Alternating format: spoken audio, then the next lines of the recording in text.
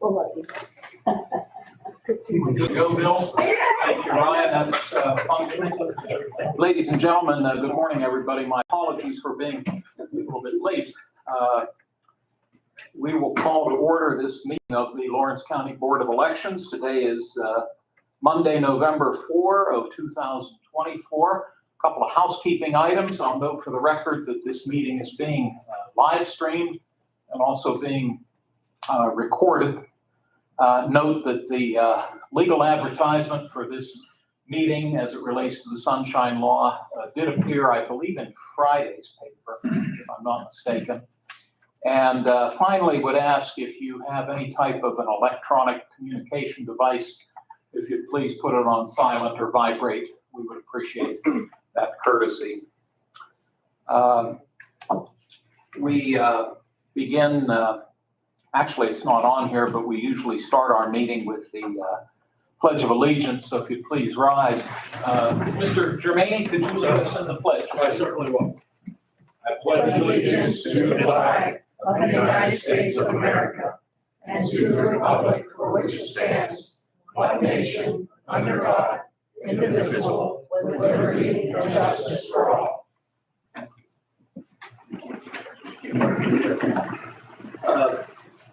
Sheriff, we're fine as far as if you're here, that's great, but we don't need any other folks.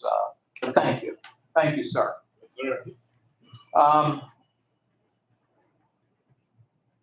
In order for us to establish a quorum, I'll ask for a roll call, please.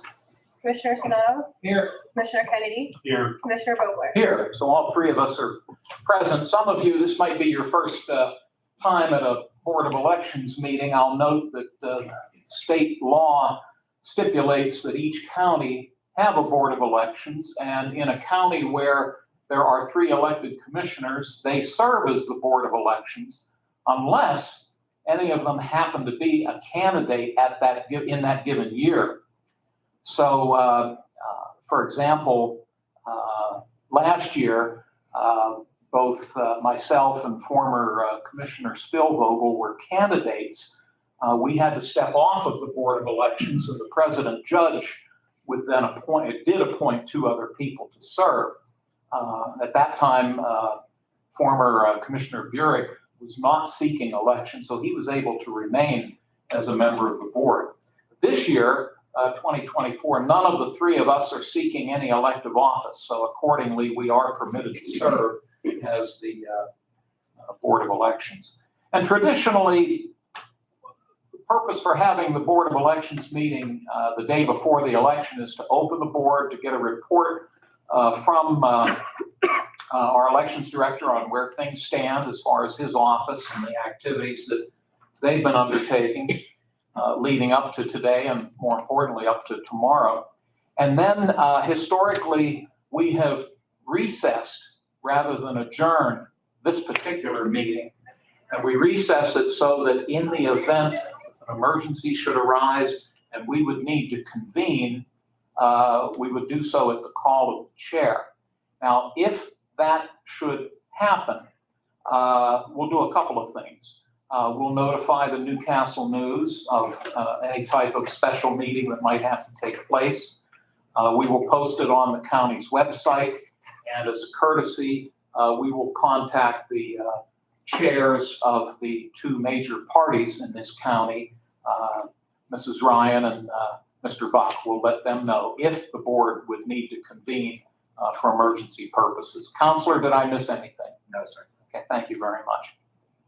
Now, we always set aside time for public comment. State law requires that we have 1 public comment period. We've generally gone over and above that historically, and today is no exception. We'll have 2 opportunities for public comment, one in just a few moments, and then prior to adjournment, we'll open it back up for public comment. You're welcome to speak both times. If you prefer speaking one of the 2 times, that's fine, or if you're just here to listen, you're not obligated to speak, and that's equally fine.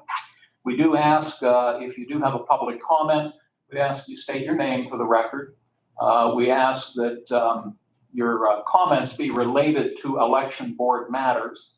And then finally, if you could try to limit your time to about 5 minutes or so, we'd appreciate that courtesy considering everyone's schedules, particularly this gentleman's schedule and that of his staff. So with that, that takes us down to public comment, and I'll open the floor at this time if there are any comments. Yes, ma'am, Mrs. Ryan. So we've been contacted by a lot of voters who asked for a mail-in ballot and they still haven't received it. And it shows that it has been sent, if they just haven't received it. So, What's the process for those people? If Wait you could just a minute, explain. can you identify Oh, yourself? I'm sorry. Just piggybacking off what she said, I'm Carrie Hahn.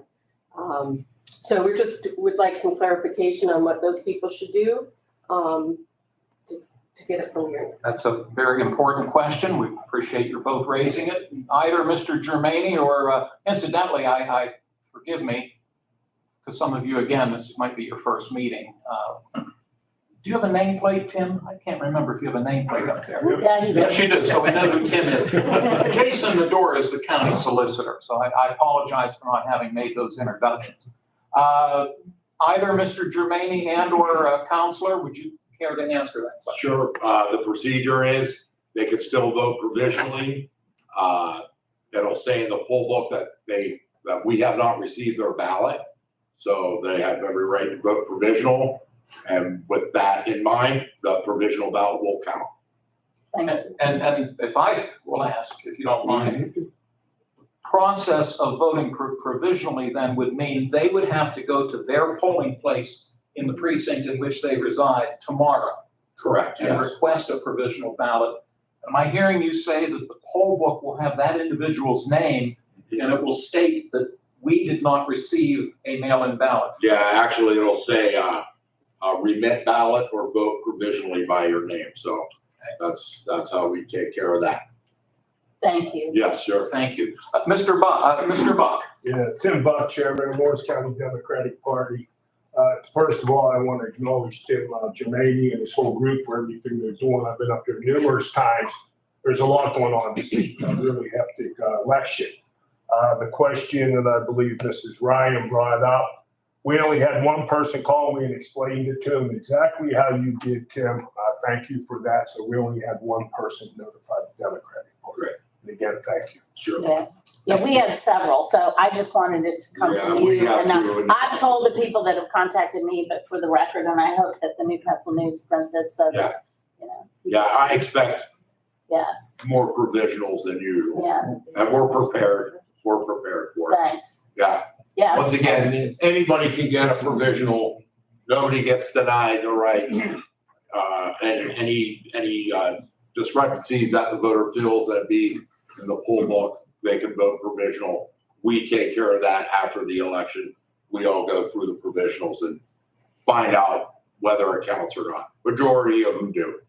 and I too, on behalf of the Republican Party of Lawrence County, we we know that you've been inundated, your staff's been inundated. I mean, it's been above and beyond with the request to in-person vote.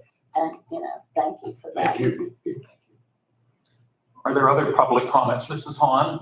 Okay, so the main issue that I wanted to talk to you about today was last Friday, before the deadline, I submitted 52 challenges to absentee ballots. And I want to first say that this is not because I think you're doing anything wrong or anything's happening wrong in this office. Our findings through all this is that we believe a loophole through the federal law is being exploited. And so we're just trying to look into that. There are, these 52 people are not on our voter roll, and they have not been verified as registrants. So that was the main reason why we put them forward. At the very least, we're just trying to show the public that there is a loophole that our legislators need to close. It's causing consternation for you and for our parties. So that was the main purpose. And And I do need to also address, though, a little bit of how my challenge was handled. I did come before the deadline on Wednesday, and I had asked what the policy and procedure is for the county. And Mr. Germaini informed me that there was no policy and procedure. He really wasn't very familiar with it and probably hasn't had a lot of challenges to deal with. So, and that's fine. However, when I did return on Friday with the challenges, I was then told to go up and file a lawsuit, which is incorrect. We did, after a little bit of battling, was permitted to submit the petitions and they were stamped, and I appreciate that. So, the law is that we have 5 days to withdraw some of those, and maybe some of them are perfectly legitimate. We're totally accepting that. Our biggest issue is that these people aren't even vetted to see if they're eligible to be registered voters here. And this is happening all across our state. It's happening also in Wisconsin. Wisconsin and Pennsylvania are the only two states that don't count those absentee or mail-in ballots before the election. We wait and we count them that day. Wisconsin also has been directed not to register those voters because of some wording in the federal law. However, our law requires it, that you register them. And the other interestingness, as I said, some of these challenges, hundreds of them have been challenged across the state. There's none in Allegheny County, very large county. And the reason is they are following that, they're ignoring the directive from the Department of State, and they are going ahead and making sure those people are verified, that they are who they say they are, that they presented an ID, and that they're eligible to vote. So this is the main reason for filing these challenges.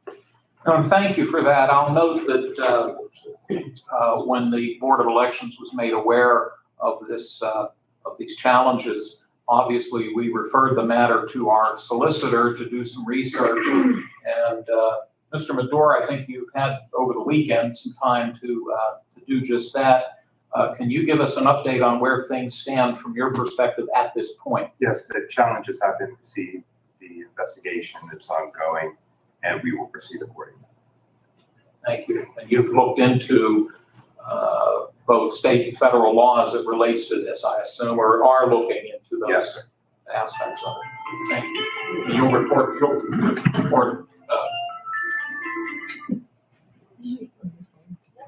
Sorry, I thought I turned it I off. saw her do it, so she. You'll keep us informed on this. Is that I will. correct? Okay, thank you, Counselor. Thank you. By the way, I apologize. I neglected at the outset to offer my two colleagues an opportunity for any opening public comments. For both of you, forgive me. Mr. Kennedy, anything you wish to say at the outset? No, the only thing is Tim and his whole crew over there have been working nonstop for the last month. And they've been doing an outstanding job, even here on the weekends. So Tim, you and your staff, we really appreciate it. Thank you, Dan. Commissioner Sanada? I'll just echo Mr. Kennedy's comments. I know we've met with Mr. Germain multiple times. He's kept us updated on anything that's occurred. We were prepared for tomorrow through all factors. And I think we should have a smooth election in Lawrence County. We're prepared. We will be here from morning till evening to make sure that happens. So, Tim, I want to thank you and your staff. I know you've been working weekends. We've had a lot of people come in for their mail-in ballots. I think it ran very smoothly. Checked thoroughly, and that's all we can ask. And every vote, legitimate vote, is going to be counted on tomorrow night or afterwards when any challenges occur. So we do appreciate everything you're doing. Thank you.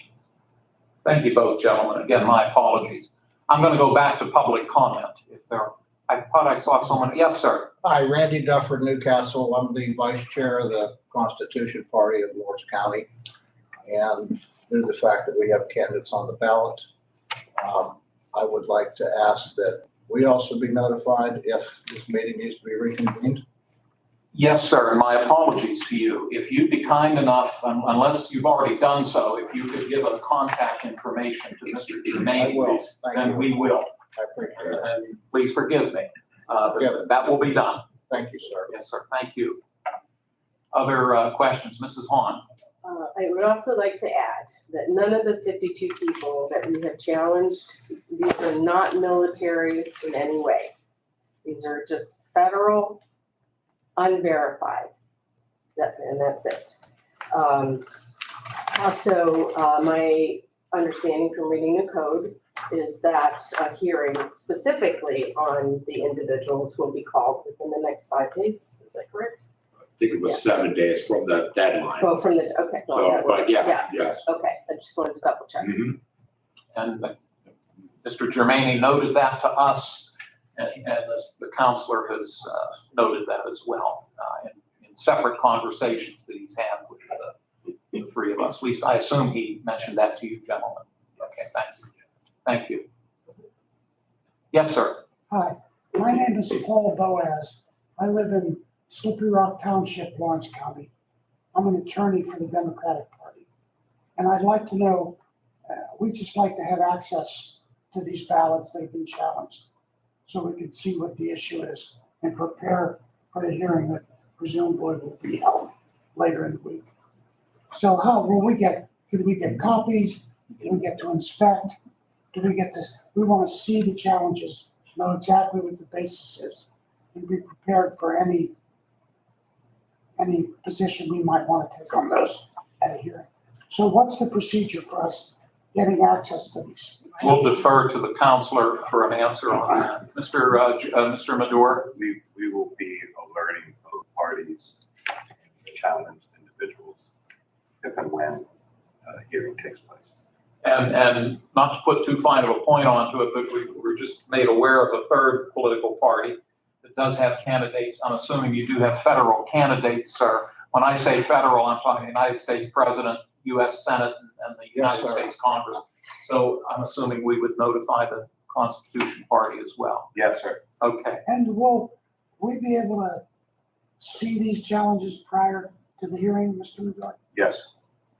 Thank you very much. Attorney Boaz, I have a copy that I'll give Of you. the challenges? Those are the challenge. There's 54 pages there. There's 2 that were duplicates, and in my rush, I didn't have time to pull them out. You'll be able to see Thank you who they very are. much. You're welcome.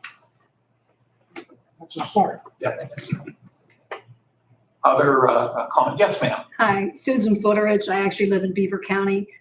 Could you clarify, Mrs. Hahn, are you challenging registrations or actual ballots that have been returned? I'm not challenging registrations because there aren't any. That everyone on this Or, I'm sorry, list- excuse me, application for a mail-in ballot? Yes, I'm challenging the application and the ballot because none of the people in this list are registered voters on our voter roll. So I can't tell you, are these Democrats or Republicans? Because it's not listed. They're not on the voter roll. We don't know their voting history. We don't know anything about them. Did they vote before?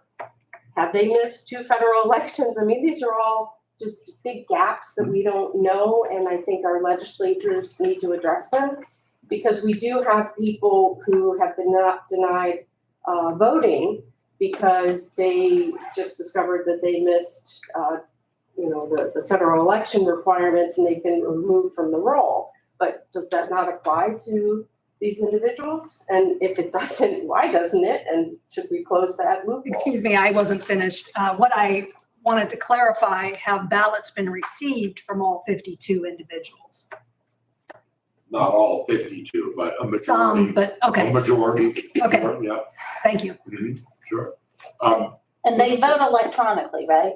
They can vote electronically, correct? No, we hand count those that come in.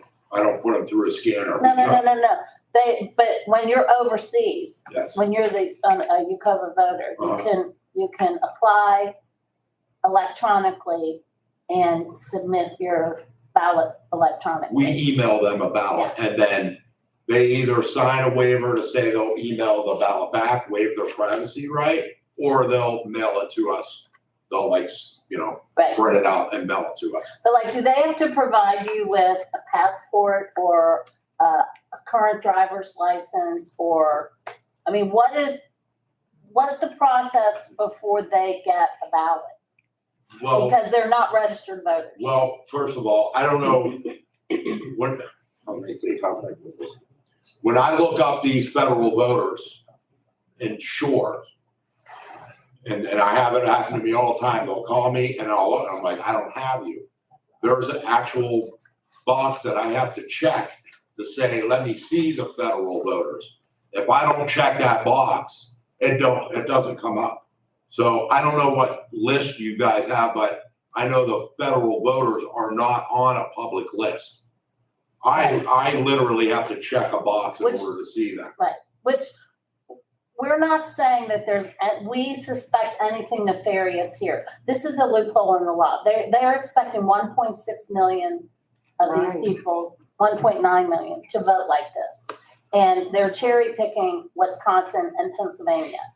Nothing to I see don't, there. I don't know Right. anything about that. All But I know right. is that I have them on voter registration, but I have to look at a special area for them. Does that make sense? Right. They won't appear on a public list. Right.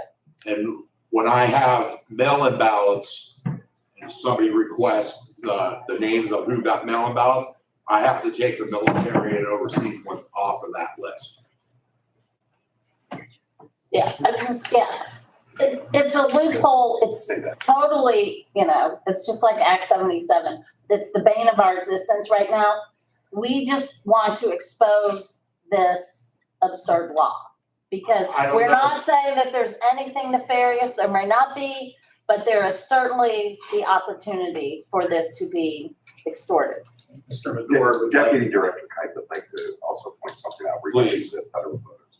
When we get an application from the federal voters, it comes on an FPCA form, which is the federal, the FPCA form. And they have to provide the last four digits of their social or a driver's license number. We match that up with what's on their record. If it doesn't match up, they're not gonna get a ballot. So, and we have done that with those. Yes, we have, for sure. And in case you didn't hear, if you're wondering who just spoke, that's Susan Kite, and she's Deputy Director of our Voter Services Office. So thank you, Susan, for that information. Yes, ma'am, Mrs. Vaughn. Thank you for clarifying that, and I appreciate that you do that. Unfortunately, our Social Security has been breached. All of our numbers were released. We know that. I mean, that was made national news. So there's just this possibility that somebody has submitted an absentee ballot, they found these 4-digit codes that go with this person, and so it's just out there. But any of these people who used to live in our state and have moved away for whatever reasons, non-military, they left the country by using a passport. So the state requires that you have identification if you're gonna register to vote. That's part of our code. So these people also need to provide verification, identification, that they are a legitimate voter. So some of these names, and I guess it goes to transparency too, so we're just trying to get to the heart of, what do we need to do to change the law so that there's transparency? Because you have to check that certain box, but like the public, we can't even look at who these people are. The only thing we know is that they said they used to live at this address and they want to vote. Again, we're not trying to stop these people from voting. We're just trying to figure out, are they all legitimate people? So I hope you can see where, our concerns, that there might be a gap, that's all. And your point is well made, and that is why Solicitor Medora is looking into this. And I'll also note, and you had stated it earlier in the meeting, you're absolutely right. Changes in the laws that govern this process would need to come either from our legislators in Harrisburg and or Washington, D.C.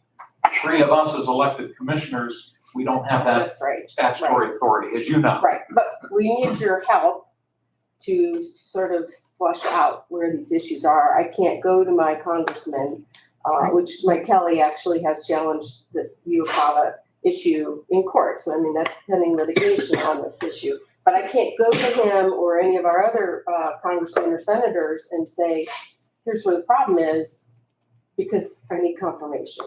So that's why we're here. Understood. And I have a question. So is there a record of these voters previously voting? Yes. So you have a record of them voting. So do they get removed if they don't vote in 2 consecutive federal elections? Are they removed from the voter rolls? I would imagine Well, I so, mean, but there's I no haven't voter rolls. had that instance because the majority of these always vote in federal elections. And they only get a federal ballot? Correct? Thank you. Yes. Yes, sir. I just want to note that, I'm not trying to pick any fights here, but the idea of challenging ballots simply because you don't like the law, I think it's not necessarily a good faith challenge. I just wanted to note that. What I'm hearing is Mr. Jermaine, the election office has done everything to verify that these people, these federal voters, are registered to vote in this federal election. The idea, the strategy of challenging us all over the country because you don't like the law, just to make sort of life miserable for everybody. I question. We vet them. I mean, we vet. But they're not registered. Well, They're not registered. Where we're going down the road right now is probably something more appropriate if and when we hold the public hearing. And with all due respect to everybody in the room, our priority right now, today and tomorrow, is making certain that the election tomorrow is conducted in a fair and accurate manner. And we've noted the fact that these challenges have been made. The solicitor is investigating the process, and we will follow the law and all of the laws as it relates to this issue.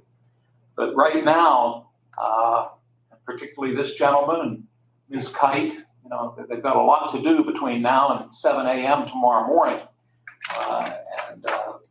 I'm going to continue with public comment, but again, a lot of the discussion we've just had would be more appropriate if and when a public hearing is held on this specific issue. And I appreciate your understanding that. But right now, priority number one is making certain that everything runs as smoothly as possible tomorrow. And there's a lot to do between now and then. But let's continue with public comment.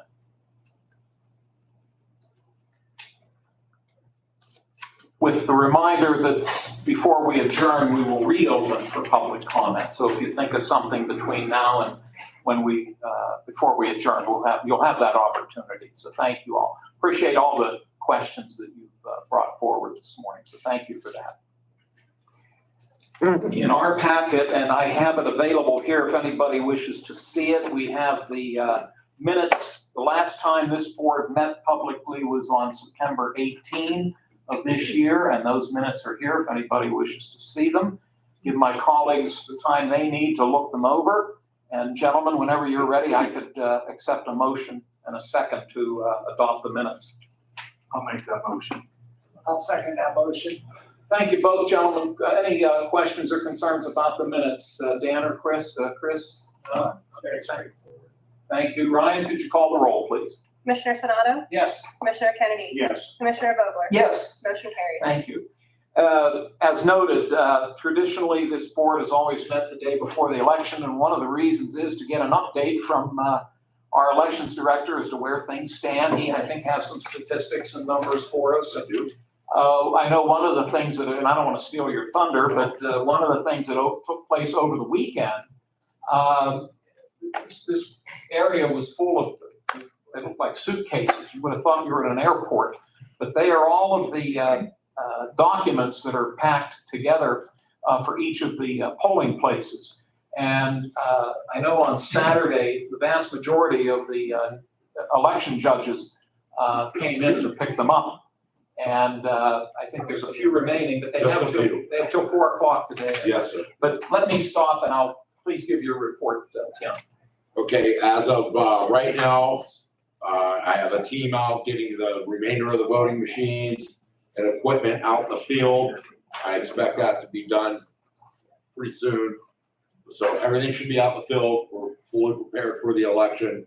Like Dan said, the supplies have been picked up by a majority of the judges. I think there's maybe 2 or 3 left for them to pick up. So we're ready for tomorrow. With that being said, I've been getting a lot of calls from Union because Union Union Township Okay. that they're wondering where their polling spot is. So let me just make sure I put this out there again. There was changes in the primary. The fire hall at that time was getting renovated. They have since been done. So we have moved back to the fire hall. So Union 2 will be at the fire department, 304 South Scotland Lane. So if you are in that district, please go to the fire hall. We sent out cards and we have put notices on the doors of both areas where they were voting at. So I'm gonna put another sign out there at the fire hall and at the township building to make sure everybody knows where they need to go to vote. I don't want anybody getting confused. So Union Township 1, that is at the municipal building, 1910 Municipal Drive. Union 2 is at the fire hall on Scotland Lane, which they're pretty much side by side. Union 3 is at Washington Union Alliance Church at 2119 West Washington Street, as well as Union 4 is at the same church. So there are 2 polling spots in that church. So I want to make sure everybody knows about Union. I'll also go over that we have 2 polling spots at Glenmore Presbyterian Church. That got changed in the primary. That still stands. So that is 2nd Ward, 3rd District in Newcastle, and 2nd Ward, 4th District in Newcastle. Both will be at Glenmore Presbyterian Church at 220 Glenmore Boulevard. Also, with the closing of St. Joe's that happened before the primary, we moved to Dawn Services, which is Disabilities Options Network. That is at 831 Harrison Street in Newcastle. Those 2 districts there are 4th Ward, 2nd District in Newcastle, and 4th Ward, 3rd District in Newcastle. You will report to those polling spots. There was also a change in Hickory Township. For Hickory 2, you will go to New Covenant Evangelical Presbyterian Church at 1911 Harlinsburg Road. Also, we had a change because Hutchinson Center in Neshannock was under renovation. There used to be Neshannock 7 and 8. We decided to move Neshannock 7 back to the Hutchinson Center. That will be the only precinct at the Hutchinson Center, Neshannock 7. So that is at the Hutchinson Center, 2293 Pearson Park Drive. Neshannock 8 will remain at the Y Zone at 428 Eleanor Drive in Newcastle.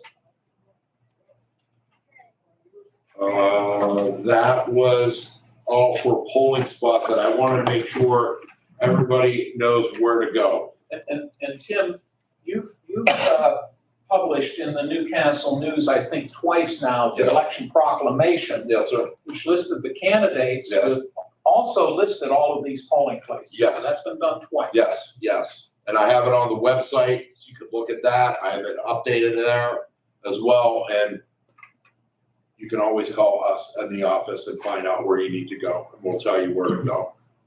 So I wanted to make sure everybody knows where to go to vote tomorrow. Hopefully that limits the phone calls coming into my office.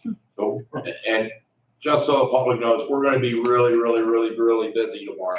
So if you don't get through, keep trying to get through. I have all staff full bore on the phones at a computer to find out where you're gonna need to be voting at and any other questions that you would need to know about voting and where you need to go.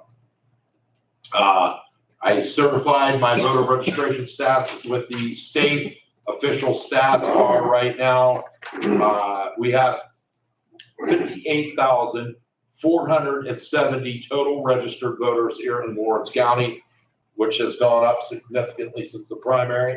The breakdown that I have is Dems are at 20,877, Republicans at 30,132. They have Libertarians at 267, and then they have other, which is all the other parties, at 7,194. So those are the stats for total registered voters in Lawrence County. As well, I have stats for mail-in ballots, which have gone up drastically since the primary. I think we just broke 5,000 in the primary. As of right now, I have requests for 12,046 ballots. The majority of those ballots have been returned. Right now, I have ballots returned at 10,828. So that's a big comeback. Is that not counting the mail that will come in today That is not counting the mail today or or tomorrow. tomorrow? Yes, that's as And I of, shouldn't say just mail, but people dropping them off. yeah, all of that, Dropbox, everything like that. So there'll be more coming in, but this I printed, this morning, somewhere around 6:30 or something this morning. So that's what we had. The breakdown of that is, these are apps that we issued. Republican Party apps issued were 5,319. Out of those, ballots returned to us are 4,798. Democrats apps issued, that means people that requested ballots, were 5,611. And ballots returned from the Democratic Party were 5,116. The majority, I have other ones. I have the next biggest party is no affiliation. The requests for ballots were 795, and ballots returned at 631. And then I have various other parties. I think there was in the paper of the other breakdown of parties. That hasn't changed much. So if anybody needs the breakdown of that, or I'll give you, there's too many parties to go through, but that's the breakdown of voter stats. First, what I'd like to end this with, that's about all I have for my stats and my reports, but I really, really want to say this has been a challenging election. As always, presidentials are. My bar that I looked at was 2020. That was a rough one. This one has been challenging, but what I have to say is I have an outstanding staff that works with me, and I cannot thank them enough for what they do and how things have been taken care of, as well as my commissioners and Board of Elections. You guys have helped me, and everybody in the courthouse has just been more than helpful with this, and I just want to really say thank you. I really do appreciate that. But other than that, we are ready for tomorrow. Tim, thank you very much. I will also note before I turn it over to my colleagues that, as was noted, polling places all open at 7 a.m. and they will close at 8 p.m. Yep. I had a conversation earlier this morning. President Judge Motto will be available at all times during the day as well as in the evening when the counting occurs, in his role as the president judge. Mr. Kennedy, do you have questions for Mr. Germain? I don't have any questions. I just have a comment. I know a couple weeks ago when I stopped in here on Saturday, they were all working hard. And Tim was kind of wound up because he didn't know he was going to get everything done. And I asked him if he needed any more help. And he said, no, we'll get through it. Here we go the day before. We got And through it. this morning I asked him, how's it going? He said, we got through it and we're ready to go full speed ahead tomorrow. Yep. So again, thank you and your staff, as soon as I know, except for Jackie over there, that's the only one I pick on. She gives it to me and I give it right back to her. But she's a hard-working lady to make sure that we have peace with these polls. Yeah. They all do it. Thank them all. Thank you, Dan. Commissioner Sanada? I'll echo that. I also want to say, we've been going through this process the whole time, and Tim has briefed us every step of the way. And I think that's been we've been very transparent as far as everything that's gone out. Because we've tried both, not all counties have done what we've done. Our process, which I support 1,000%, we notified all party chairmen, both sides of every meeting we've had. That's not required to be done. I think that's important because we want both the chairmen to be here and do the whole process because we believe this process is going to go smoothly and fairly tomorrow. And I don't anticipate problems, but we are prepared. Both myself and my two colleagues will be here shortly after 7 a.m. tomorrow morning. I will be voting in Union. Commissioner Kennedy, you're voting out in Wilmington. And we're coming right to the courthouse. And we will be here until the numbers are done tomorrow evening. So we're prepared to do whatever has to be done. But hopefully, if past tradition holds, we'll have it done by 11 o'clock here. Yes, and all that. Yeah, if we don't have any issues. So. Yeah, we should be fine though. Yeah, so that's the ultimate goal for Lawrence County. So.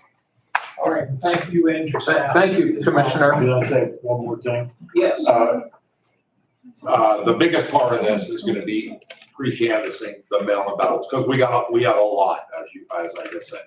So that will probably take the longest. So with that being said, just so everybody knows, pre-canvassing will start here in this room at 7 a.m. That's when we start opening up the envelopes and getting the ballots organized to go into the scanner by us abiding to the grant that we get. We need to, we agreed to post mail-in results by midnight of election day. So our record is having them out way before midnight for results on mail-in ballots. I don't anticipate complications with the polls coming in. That doesn't take long to do. That's a matter of us putting the thumb drive into the machine to read the ballots that come out into the poll. So that doesn't take long. So we should have results within a meaningful time. And ma'am, we'll be getting back to public comment very shortly. So if you could sit tight, I'll call you first. How's that? Thanks. Tim, anything else under item 2, the election director's report? No, sir, I don't think so. I think I said everything that needs to be said. Thank you. And then item 3 is new business, which is general preparation for the election tomorrow. We've covered a lot, but do you have anything over and above what you talked about? I get questions about security and everything out with the election. I know it's been crazy in other states. I've not seen anything here in the county to warrant any kind of security issues. But as you guys know, we all did talk to Chad from 911. Chad Strobel is Yes. our public safety director. So he is on alert as if any emergencies happen. I will have lights out in the parking lot for at night for the poll workers to come in to make sure the parking lot's well illuminated, as well as over here on county line where we drop the supplies off. And sheriff always has his deputies and everybody on alert if anything happens. So we'll be fine with security and anything like that.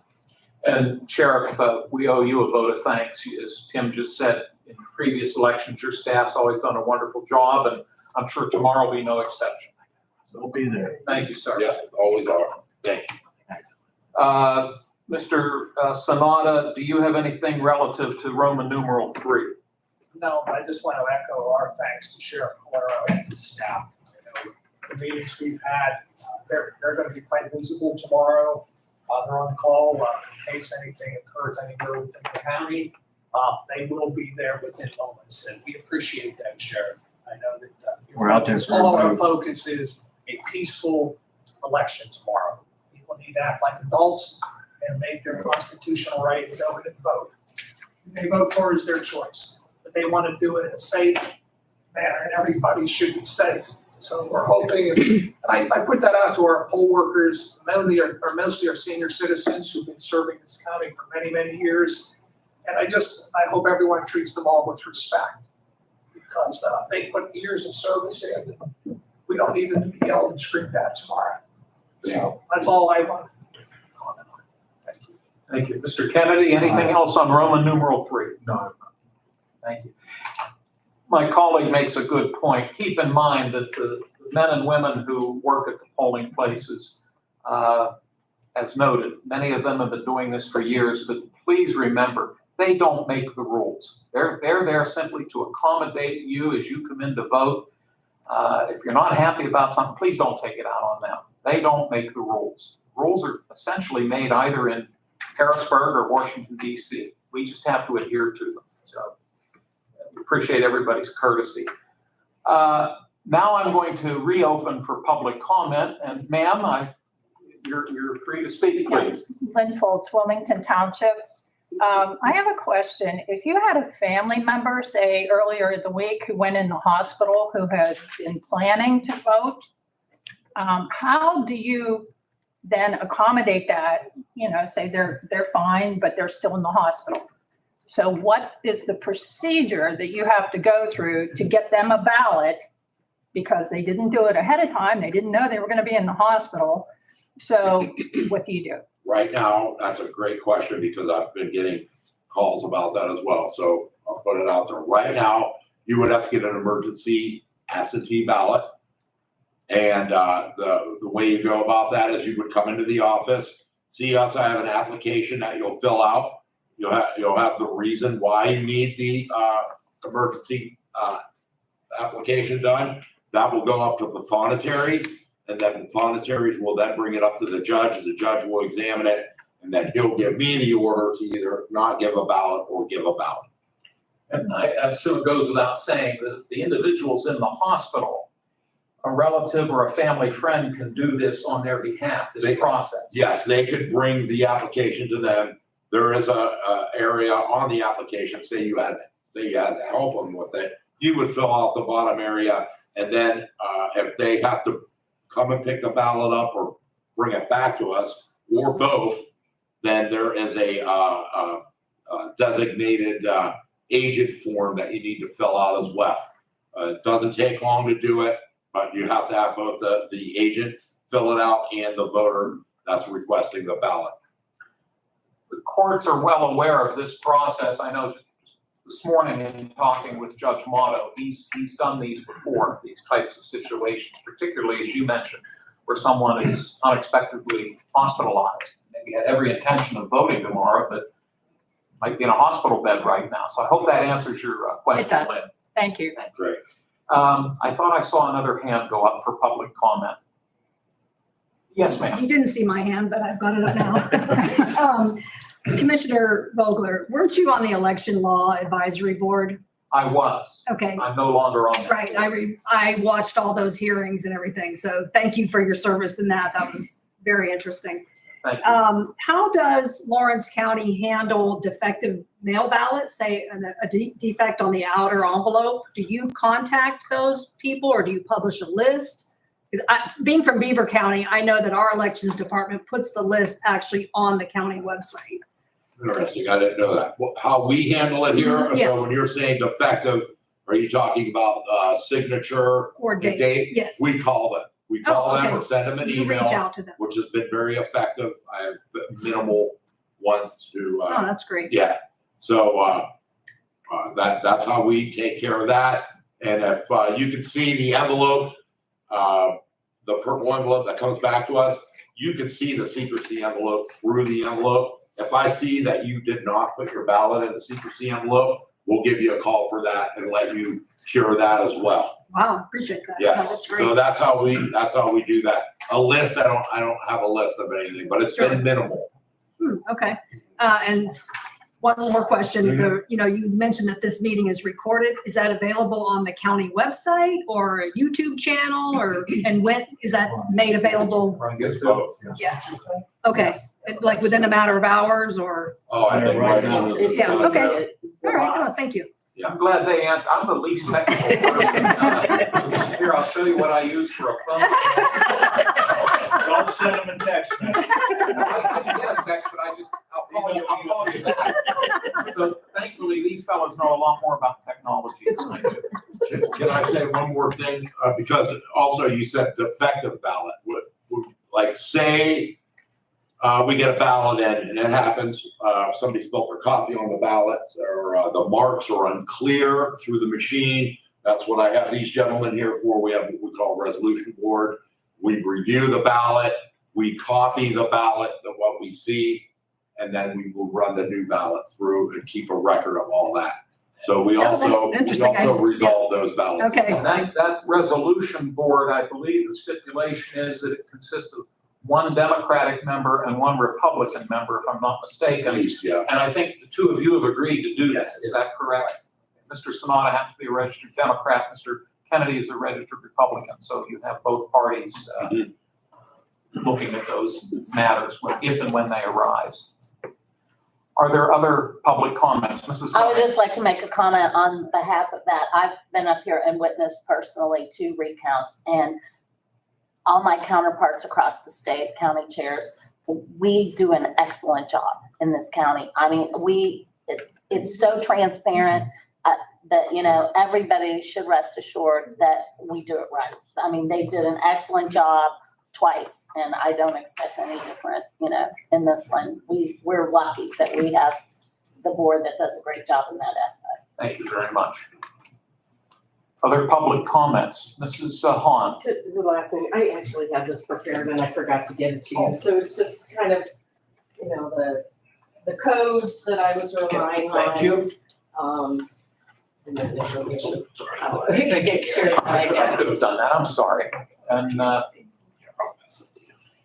So it just lists the codes that I was talking about, so. we appreciate your sharing that with us. Thank you very much. Other public comments or concerns at this time? Yes, sir. Commissioner, may I submit this contact information? Oh, absolutely, please. Yeah. Yes, sir. Take a couple steps. Thank you very much. Yeah. Well, I'm gonna, before we close, I'll have my 2 colleagues make closing remarks. I will say this, I want to thank all of you for being here, and I want to thank all of you for your interest in our election process. And I know that emotions and feelings are running pretty hot right now, and but we do really appreciate your interest in this, in what we do and how we do it. And but your interest means a lot to us, the fact that you've taken the time to show up here today. And I'm sure a number of you in this room are anxious to get out and continue your campaign efforts, so we don't want to hold you back from that. But let me see if Commissioner Sonata has any closing. Chris, before I do, just one more time, any other public comments? Okay, thank you all. Mr. Sonata. Yeah, thank you, Chairman. I would like just to comment, I want to thank everyone in this room for your professionalism this morning. As Chairman Bowler said, we already 80 times and everything, but each and every one of you handled yourself very professionally this morning. And on behalf of myself, I'm sure the rest of you, we do thank you. Thank you, Commissioner. Commissioner Kennedy. Just saying, we thank each and every one of you. Tomorrow, we're gonna get through this. I got a great feeling this will be done by 11 o'clock tomorrow night, and we'll be on to the next day. But thank you all. Appreciate it. Mr. Jermaine. Okay, one problem that I do foresee tomorrow is that we're gonna have a lot of observers and watchers with that. The problem with that is, I don't know where the heck I'm gonna put everybody. But my plan is as we're doing pre-canvassing, any observers that, and anybody that wants to watch, I'll have to have them up here. So we'll be crowded. I ask that they stay out of the way and please don't interfere with us pre-canvassing. And we've had watchers, and I have watcher certificates for you guys. Please follow the watcher guidelines. Take that to heart with those. I'm sure with that, we'll have a real good election then tomorrow. That's all I have to say. You also set aside, I'm looking at our friend Debbie, in the evening, you'll have an area for the folks from the news. Yeah, just like I always did, I had them over there. So I'll have an area for you. AP, Edison will be in, and whoever else. Thank you. Yes. Ladies and gentlemen, thank you all so much for joining us today. Our appreciation to, once again, Mr. Jermaine and Susan, and our counselor, everyone that played a role in leading us up to first thing tomorrow morning, obviously. And we wish everybody a very safe day tomorrow. Looks like the weather's gonna be nice. I mean, 80 degrees. Yes. Who would have thought? Yeah, Who would have exactly. thought? Some years it snows. All the folks working outside, they'll have a nice suntan probably by the end of the day, so Can't complain about the weather. that's for sure. Well, we thank you all so very much, and I'm going to ask for a motion to recess the meeting to the call of the chair, please. I'll make that motion, that we recess to the call of the chair. I'll second. Thank you very much. May I have a roll call, please? Commissioner Sonato? Yes. Commissioner Kennedy? Yes. Commissioner Vogler? Yes, thank you. That motion carries, and so we are now in recess. Thank you all very much. Thank you. Karen. Thank you, Bill. I don't, not with, I gave them your copies, they're really good about getting you a copy. Yeah.